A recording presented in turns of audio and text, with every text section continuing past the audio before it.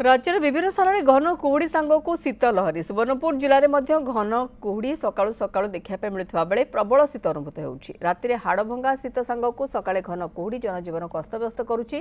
कुहुड़ी जोगु सकाळे जानवाहन चलाचल समस्या उपुजुछि। सकाळु लोके व्यायाम करने पसंद करुछन्ति। चाहा दुकान में सकाळु सकाळु गहली देखा मिलुछि।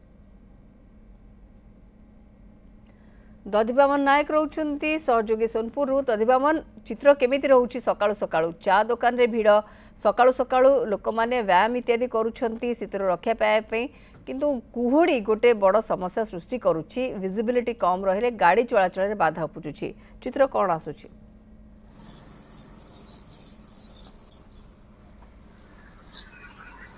हाँ देखो आज भी सकालु सकालु घन कुहुड़ी लगी रही किछि समय पूर्व कुहुड़ीर मात्रा एपरी भाव रही जानवाहन जीवा मुस्किल हो पड़ा। एवं किंतु कुहुड़ीर मात्रा टी कमी जाइए।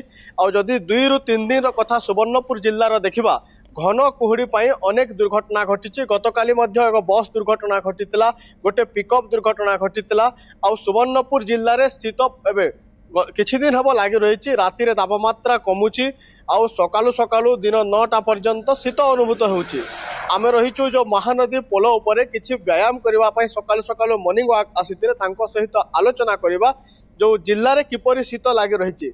आज्ञा जिल्ला रे शीत किपरि लागि रहिछि आउ आपण माने शीतरु एन्जॉय सहित शीतरु बर्तिबा पई केमति व्यायाम लागि पड़छन। चाकरी जीवन रे तो एमति अनुभूत नथिला मोर।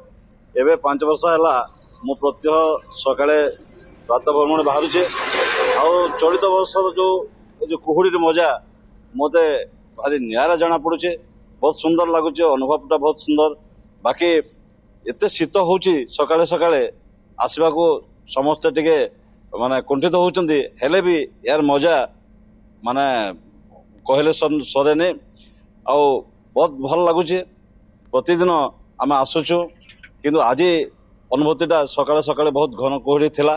धीरे धीरे एबे फाकी जाइए सत किंतु एबे भी शीत जना पड़ुचे। आउ जीवन रे एटा आजिकाली जोटा छुआ माने पढ़ुचंती से माने तार मजा उठाई पार नाहंती।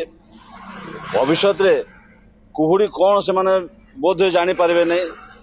से पे समस्ते इनते सकाळे बुली आसबा कथा प्रातः भ्रमण करबा कथा।